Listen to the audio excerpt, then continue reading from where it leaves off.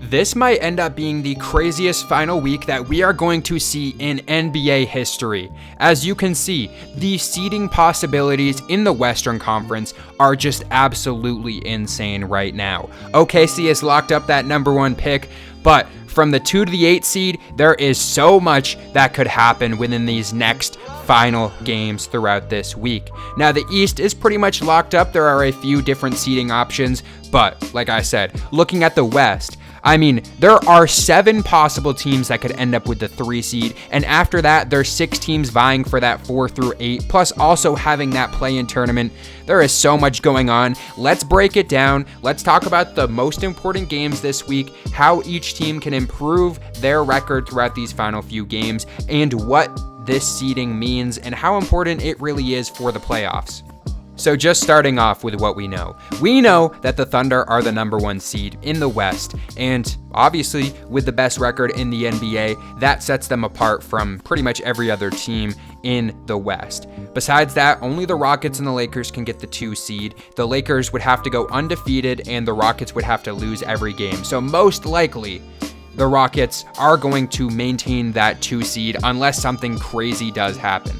Besides that, though, there are a lot of different possibilities that we can go over, and some of those start with the Rockets winning last night against the Warriors. If the Warriors had beat the Rockets, that would have changed this completely, and there would have been a bunch of more different options at stake for the Warriors, for the Rockets, and the Rockets could have potentially fallen down a little bit as well. But let's talk about the teams that are surging. The first one is pretty obvious, the Warriors. Since Jimmy Butler has got there, they are 20-3 when he plays. Just an absolutely crazy record. And they have moved their way up from a 10th, 9th seed in the play-in all the way up to potentially getting that 3rd seed in the playoffs. And we really have no idea what's going on. If we look at this stat right here, this is the first time that 5 teams from the same conference finished with the same number of losses on a single day at least 75 games into the season since conferences were established in 1970 to 71. Basically, putting that in layman's terms, this is the first time that we've ever seen 5 teams within this playoff spot end with the same amount of losses on the same day. Obviously, the Nuggets have 1 win more than the rest of these teams because they played an extra game at this point, but that's how crazy this is. All of these teams 4 through 8 have the same amount of losses. The Nuggets have played 1 more game up to this point, but it's also just crazy. The teams that are 46-32 right now being the Warriors, Timberwolves, Clippers, and Grizzlies, all of these teams have made big surges towards the end of the season.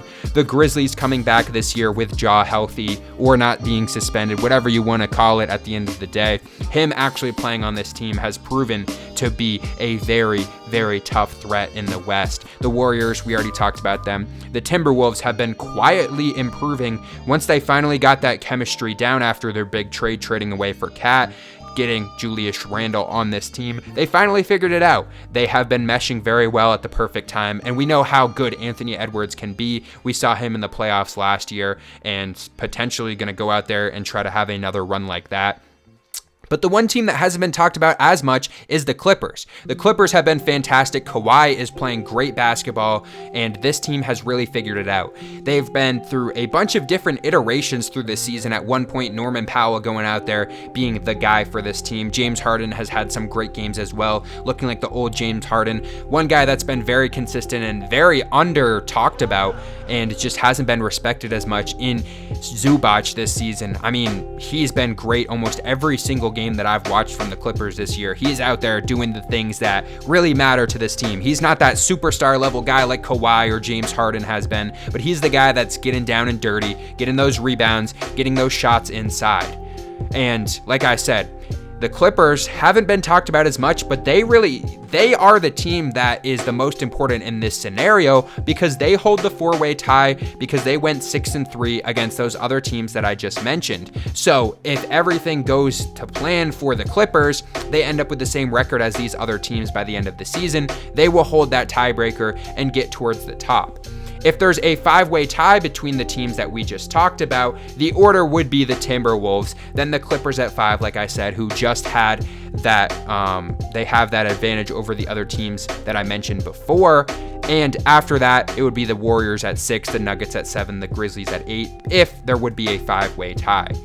Looking right now, I mean, there are just some insane matchups that we could see. The play-in with the Mavericks and the Kings, they're still in the mix, but it really seems like it's going to boil down to these teams that I've mentioned so far, 1 through 8. But some potential matchups we could see in the first round would be whoever that 8 seeded is, whether it's the Grizzlies, the Timberwolves, the Warriors if they fall down, the Clippers if they fall down, against the Thunder in the first round. So a team with some championship pedigree as well. We could see the Lakers at 3 with the Warriors at 6 in the playoffs in the first round.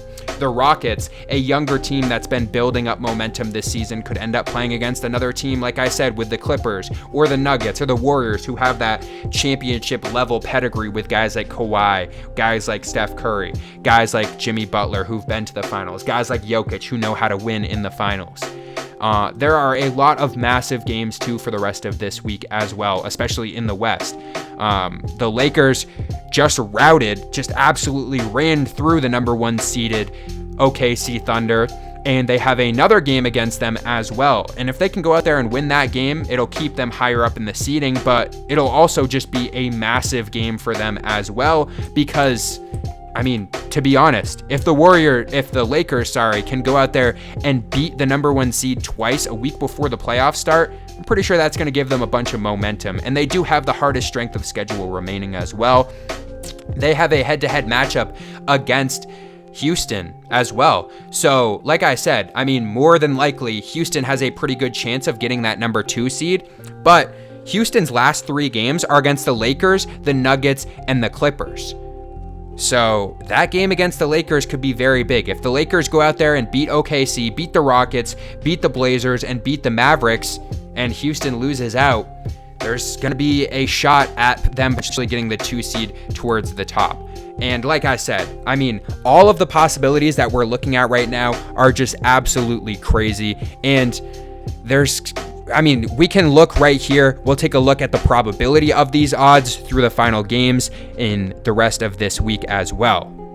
So closing this out, I mean, looking at the probability that we have, obviously the Thunder, 100% in that first place. The Rockets, 99.7% chance that they get that 2 seed as well. The Lakers with only a 0.3% chance, with the Rockets only having to win 1 game. But besides that, I mean, the percentages besides the Lakers staying at the 3rd seed with 71%, we can look at these, and the Timberwolves right now at 6th have a 28% chance to get 4 seed. They have a 23% chance to get that 5 seed, but they could also fall all the way down to the 8 seed. When we look across to the Warriors, I mean, the highest percent that they have is a 19% chance in the 7 seed. Everything besides that is in those double digits range besides the 3 seed as well, but who knows? They could make their way up. There's not really any outliers or outstanding factors that we see here in any of these.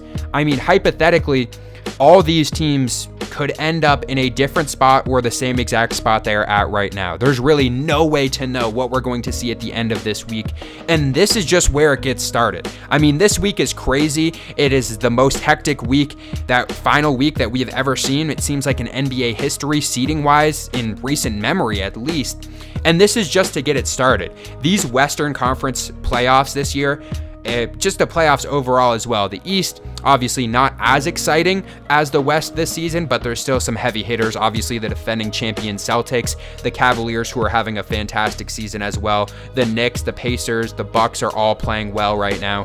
But the West has just been crazy, and it's filled with so many teams that could go out there and win. I mean, the first round, if we're looking at the Thunder versus the Nuggets in the first round, the Nuggets have that championship pedigree. The Thunder are young. It's going to be crazy. These playoffs are going to be absolutely insane, and I can't wait to see once we get the bracket, because I don't think there's any way that we're going to get a chalk playoff. I don't think that the top 4 seeds are going to win in the West by any means. It doesn't really matter who it is. I just don't think there'll be an upset in the first round. And who knows, maybe there's going to be multiple because there's so many teams playing great basketball right now and so many teams with championship pedigree as well. And the most interesting part is the number 1 and number 2 seeds are younger teams. And besides that, with the Lakers, the Clippers, the Warriors, the Nuggets, they all have that championship pedigree and know how to win as well. Let me know down below what you guys think the final seeding is going to be, and if you guys are as excited as I am for this final week, because I think it's going to be crazy. I'll see you guys at the end of this week. Hopefully we'll know the seeding then, and then we can make some predictions for the playoffs. Hopefully we do pretty well this year, and I'll see you guys in the next one.